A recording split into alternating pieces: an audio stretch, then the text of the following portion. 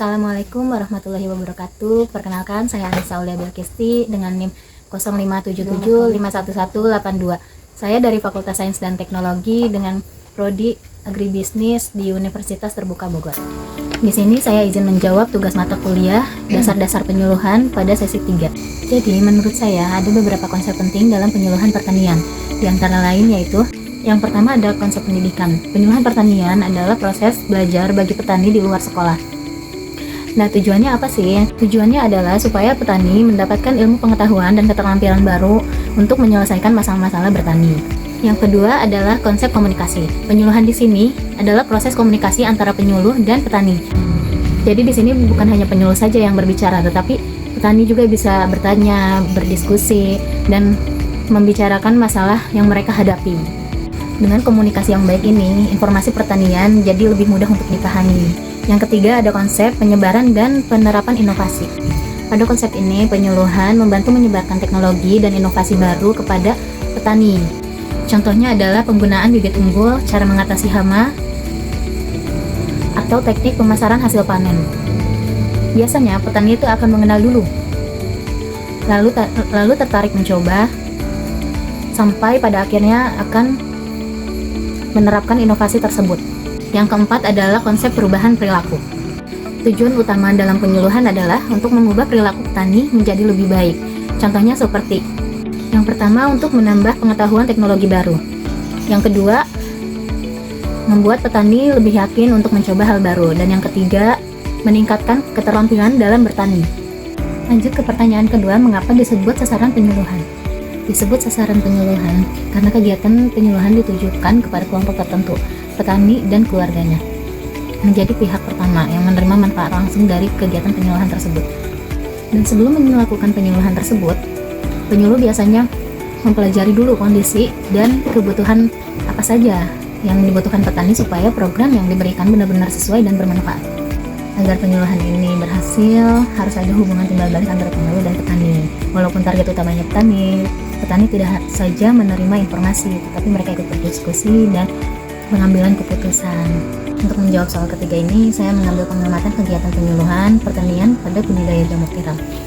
Tema kegiatan dan sasaran penyuluhan yang bertemakan peningkatan kapasitas petani dalam budidaya jamur tiram sebagai alternatif usaha agribisnis rumah tangga yang bernilai ekonomi tinggi. Sasaran kegiatan penyuluhan ini adalah petani dan kelompok petani di wilayah setempat, khususnya mereka yang memiliki minat terhadap usaha budidaya jamur tiram sebagai sumber pendapatan alternatif ibu-ibu. Adapun materi yang diberikan adalah cara membuat media tanam atau yang biasa disebut backlog, pengendalian hama dan penyakit jamur, pengolahan hasil panen, dan cara memasarkan hasil panen.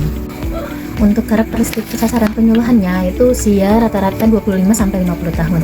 Pendidikan sebagian besarnya adalah lulusan SD dan SMP. Dengan status ekonomi petani menengah ke bawah dan lahan terbatas.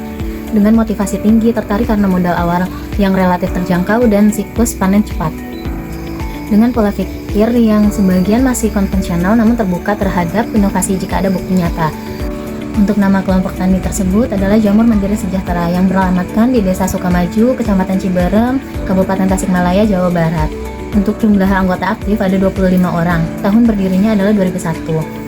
Yang menjadi visi mereka adalah menjadi kelompok tani jamur yang mandiri, inovatif, dan berdaya saing tinggi dan guna mewujudkan kesejahteraan anggota dan masyarakat sekitar secara berkelanjutan. Dan misi mereka adalah yang pertama, meningkatkan pengetahuan dan keterampilan anggota dalam teknik budidaya jamur yang modern dan efisien. Yang kedua, mengembangkan usaha budidaya jamur sebagai sumber pendapatan utama maupun sampingan bagi anggota. Dan yang ketiga, membangun jaringan kemitraan dengan pelaku usaha, koperasi, dan pasar dalam rangka memasarkan produk jamur tersebut. Yang keempat adalah mendorong inovasi pengolahan hasil panen jamur menjadi produk yang bernilai tambah tinggi. Dan yang kelima, menjaga kelestarian lingkungan melalui pengolahan limbah backlog yang ramah lingkungan. Untuk struktur organisasinya ada Ketua Bapak Suryadi, Sekretaris Ibu Nuraini, untuk Bendahara Bapak Hendra, Seksi Produksi, Seksi Pemasaran, Seksi Pelatihan, dan Saprodi. Dan tugas ketua di sini memimpin dan mengatur kegiatannya kelompok. Sekretaris mengurus administrasi dan laporan. Bendahara yaitu mengelola keuangan kelompok. Seksi produksi untuk mengatur proses budidaya jamur. Seksi pemasaran mencari pasar dan menjual hasil panen tersebut. Seksi pelatihan untuk mengatur kegiatan pelatihan keanggotaan. Dan seksi sarana prasarana mengelola alat dan bahan budidaya. Sebagian dari tugas-tugas itu memiliki kegiatan kelompok tani yang berjalan dan baik dan teratur.